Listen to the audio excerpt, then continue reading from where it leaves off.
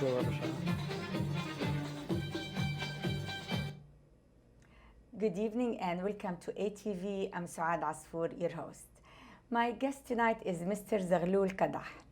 Mr. Kadah was raised in Syria and completed his studies in United States with BS and MS degree. He has 3 children and 6 granddaughters. He is successful leader, researcher, and lecturer, also writer for many years. He is our guest tonight to talk to us about his new book, Reflection of the Miracle of the Quran. Welcome to the show, Mr. Kadah, and congratulations on your new book. Thank you very much. It's a pleasure to be here. Thank you for coming. And can you tell us exactly why did you write this book, what made you write it, and what is the main subject of the book? Well, it's a passion that grew slowly. I initially, in my formative years, I was not very committed to the functions of the Muslims, the regular prayers and so forth. And as I grew a little bit older and got to learn and follow the faith, I became fascinated with it. And the more I read the Quran, the more I get fascinated. So it became a passion with me to talk and discuss religion in general.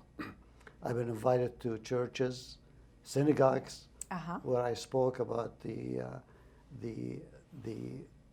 relationship between the 3 different faiths. And that was the subject of my first book, Our God and Your God is One, meaning that we all worship one God. Right. And that was more classical, if you will. It's a little bit more difficult to read. Okay. So later on, the more, like I said, as I grew older and I started paying more and more attention to reading the Quran, I started discovering things I never knew. Yeah. And that's what created that passion that I should share that little knowledge with the people who are interested. Okay, great. That's great. So you just published this book of 2 months ago, January 22nd, 2016. And I understand you also had published another book in 2007. Can you tell me the difference between the 2 books and what have you? Well, I just touched on it. The first one was more theology, was more comparative religion. And in fact, that very first book won me the award of first prize in comparative religion. That's great. It was unknown to me at the time, but later I got a letter advising me of this. This book is a lighter book and specifically talks about the miracles of the Quran and how it relates to our daily life. That's good. Mr. Kadah, since I read your book, I've been searching on my own. And then I read an interesting verse from the Holy Quran. I'm going to read it to you in Arabic, and I wish you be able to translate it to our viewers. And it says, and I quote, قل يا أهل الكتاب تعالوا إلى كلمة سواء بيننا وبينكم ألا نعبد إلا الله ولا نشرك به شيئا. And here أهل الكتاب means the Christian and the Jews, right? So can you please explain to our viewers? This is an interesting verse. Basically it says, okay, people of the book, let's agree on one common basic fact, and that is we all worship one God. Right. And we do not associate anybody else with him. And that's common, and there's no differences. Exactly.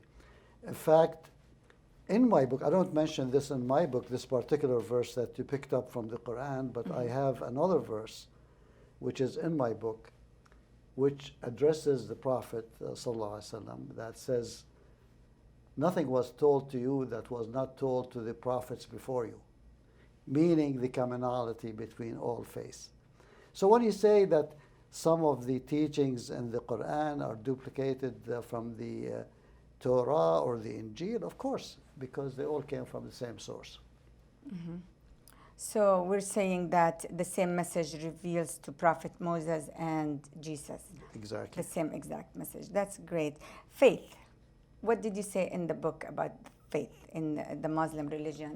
And actually, in one of the chapter, you mentioned that how does Islam define faith in comparison with Jews and Christians? It's not that much different either. Well, not at all. And actually, there is a verse that I also repeated in the book, which puts in a nutshell the teachings of the Islam. And basically, the emphasis there is not to worship toward east or west, meaning whether a Christian or Jew or something else or Muslim. Worshipping by itself is nothing, and it doesn't do anything for God or for yourself unless it's doubled or coupled with action, which is to help you other human beings.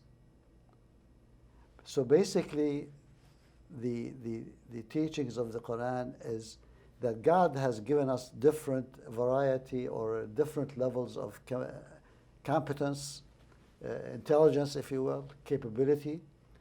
And so therefore, as a result, some people are going to fall behind. And you have to take care of those who fall behind. Because that is God's message to provide justice and fairness and happiness for everybody in this life and in the hereafter. Yes, yes. And Quran also has challenged the human being and explored the universe. And I read one of the verses says, and I quote, لا قل يا معشر الإنس والجن إن استطعتم أن تنفذوا من أقطار السماوات والأرض فانفذوا لا تنفذون إلا بسلطان. ما هو السلطان? Well, before I talk about this, is one of the most powerful verses in the whole Quran, because really, before I tell you about the Sultan, it says, number one, it gives a challenge that all humans and the non-humans, the jinn, if you could escape the boundaries of the heavens and the earth, do so. So therefore, number one, it does not say you cannot do it. It challenges you to do it, but then it gives you how you're going to be able to do it. So when you talk about Sultan, it's the power, empowerment by God, by giving us the brains, the capability, the intelligence to seek knowledge beyond all our imagination. And that's what we are doing today. The human mind is discovering things that nobody could think possible only 20 or even 30 years ago. So amazingly, that actually one of the companions of the Prophet was able to, all the rest could not translate the meaning of the verse except him. He said that actually that tells you or gives you the challenge that if you could do it, and do it, but you do it when you have the knowledge. And I think that's a miracle. To say that, to predict 500 years after the Common Era that at some point in time people are going to be able to escape the boundaries of the known heavens and earth. Yeah, in your book you also talked about some of the signs that it's offered in the Quran that prove beyond the shadow of the doubt that the Quran could be revealed by none other than God. Well, that's actually, yes, I'm sorry for... Go ahead, no, but I'm done. True, because this is exactly the subject of the book, and I give examples, 30, 33, or 34 different subjects, and they vary from simple things, such as one of the verses say that whoever God wants to guide him toward Islam, he will open up his heart. He will, and whoever wants to misguide, he will make his chest constricted as if he is ascending into the sky. Now, constriction only comes as a result of climbing up a mountain. In the whole Arabian Peninsula, there are no mountains that are high enough to cause or create the feeling of the constriction. You have to be at roughly about 8,500 feet to feel the pressure become, you have anoxia, and which could result in death. The Prophet used to go to several mountains in the nearby area, but neither one of them, one is a Nur and was only about 2,200 feet. Wow. So how would the Prophet know that there is a situation when there are no airplanes, no balloons to climb? How would he have that feeling of constriction of the chest unless it came from somebody much more knowledgeable? This is one very simple example. The other another simple example would be the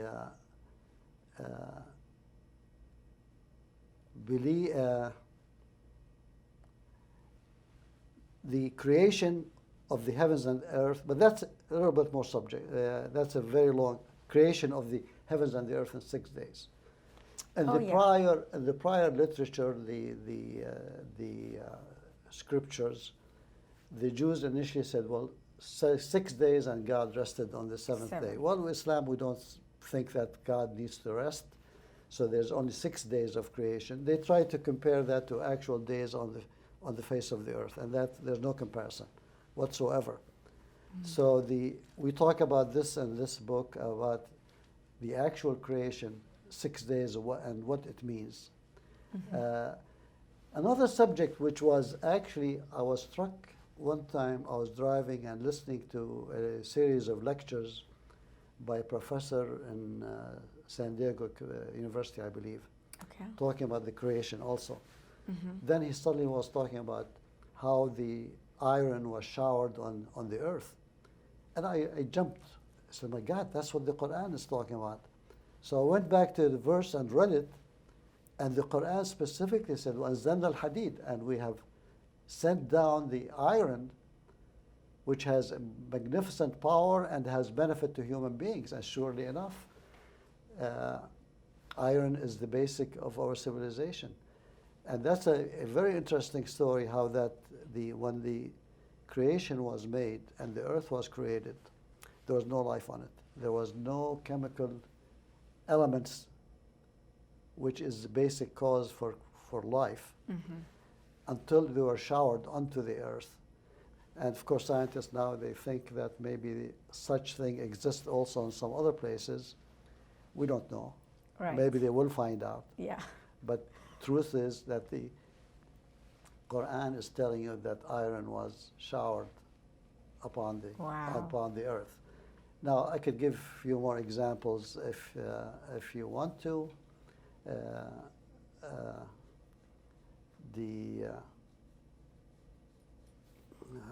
know it skipped my mind. That's okay. We can. We can come back to it when you remember it. And according to our religion, of course, we're not going to keep comparing, but according to our religion, that all creation was thought to end at, like in the Quran, it says that at the end, whoever died, they will resurrect, and there's only one God and all that stuff. So basically, that's ليس كمثله شيء, like whatever God, whatever, and God has no physical image. Can you shed some light on that? Well, yes, indeed. The Quran in one of the verses says,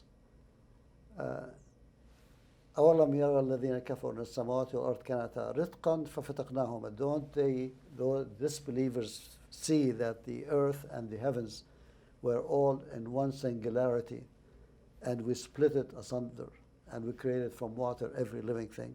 This is a huge, very powerful verse. It talks about the creation, and the initial creation was such as scientists later confirmed and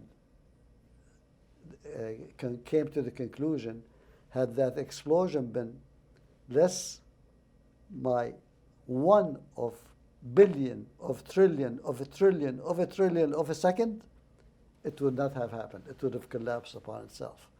So it's amazing how the creation, and then expanded into the universe within that short period of time, and kept on expanding. And now scientists do all agree that it is indeed is expanding.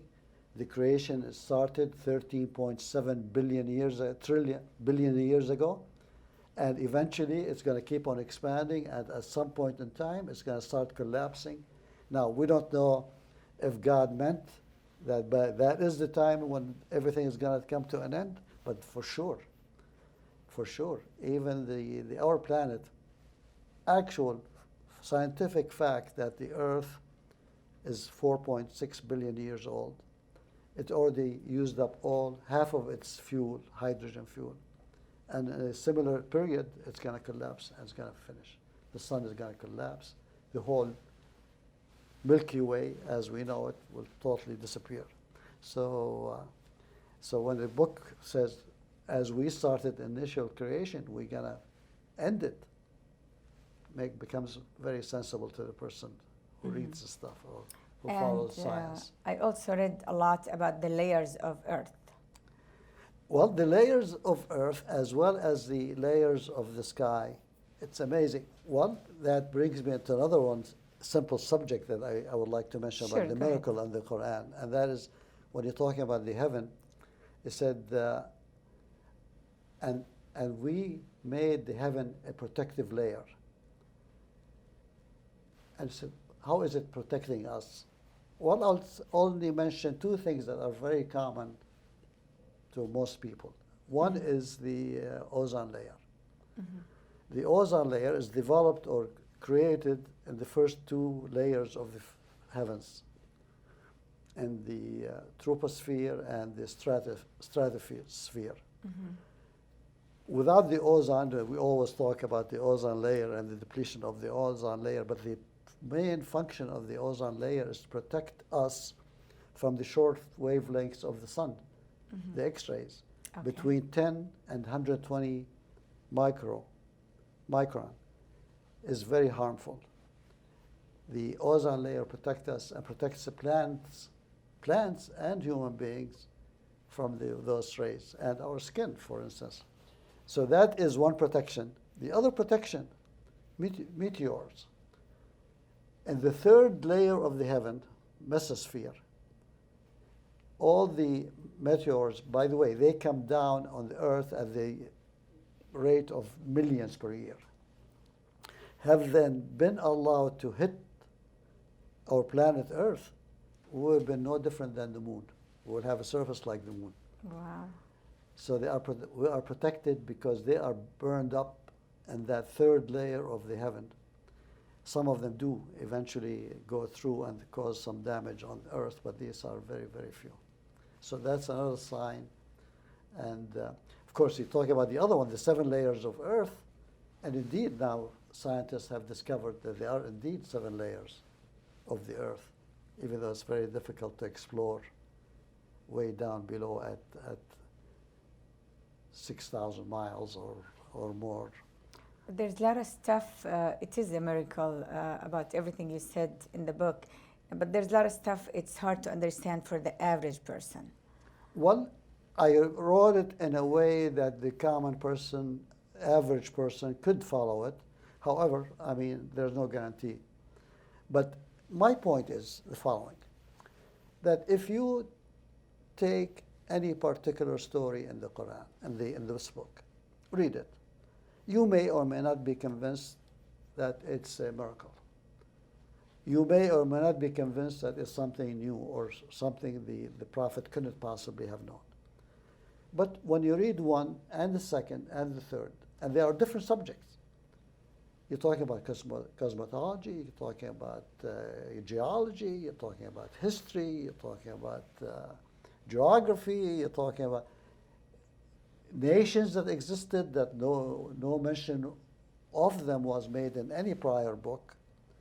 When you read all these stories, one after the other, you have to come with the conclusion that this cannot possibly be from a human being. Yes. Now, you also, I think you want to mention something about, did somebody teach the Prophet or was behind the Prophet and giving him the information? Yeah. What's that? Well, if that's true, then he should have picked up the bad stuff as well as the good stuff. Right.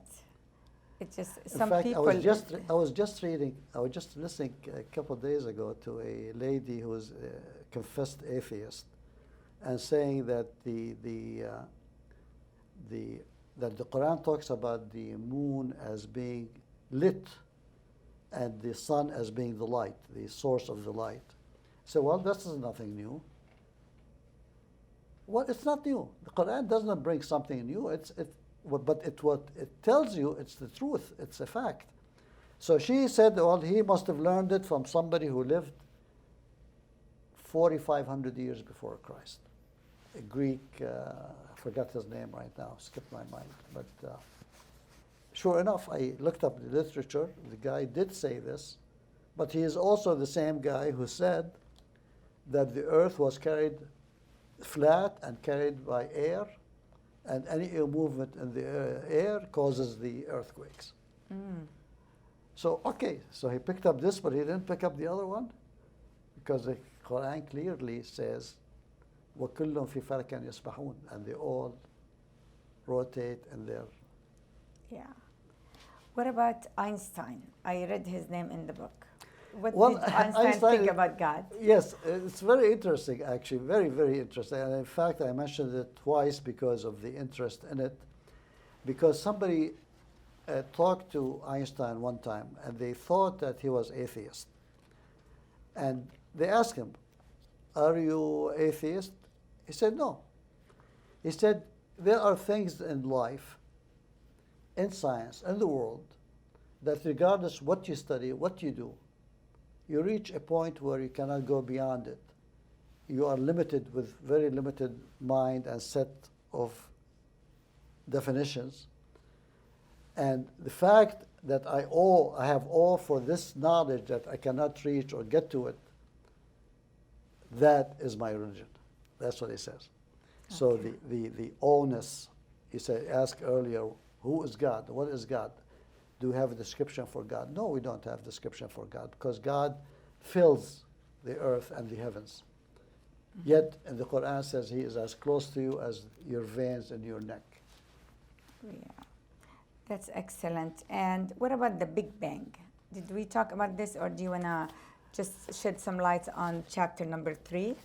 I really like this chapter. Well, the Big Bang is, I did mention it. I said that the creation was created from a single atom. Is that the layers? Similar to a black hole. That's what all scientists agree upon, that it was a singularity that expanded and expanded and kept on expanding, and that incident took place 13.7 billion years ago. And everything points out that verse mentions that at the time when between 100 Common Era up to the 1400, there was only one book that teaches anything about cosmology, and that was by Ptolemy of Alexandria, which teaches that the Earth was stationary and the center of the universe, surrounded, and that's what you're referring to probably in those the pictures or the. That's right. And that was the common knowledge. In fact, during that era or that period, anybody who made any comment against it or went out of the way was punished by the church and thrown in jail, until Copernicus came in 1400, 1500, came up with a new theory that the sun was the center of the universe and all the other planets are rotating around it. And that became also the most common theory. Thank you for clarifying that. Just one last question I have. In chapter 12, you talked about the Noah's flood, Noah, and you pretty much copied this chapter 7 of Genesis from the Bible, and it's identical exactly like what you have in the Quran, or is not identical? Well, it's not pretty identical. Much it's not identical pretty because much the same. in fact, that was the subject of a lot of studies by people who dedicated their whole life to prove or disprove the flood, the big flood. Yeah. And they came to different conclusions, and they finally said that there's no way it could have happened where the whole world was destroyed. In the Quran, I mentioned this story as very much related to the same story as in the Bible, except I say the verse says specifically it's the people of Noah, meaning the area where he was living, which takes it to the area between the two rivers, which is in Iraq, present-day Iraq.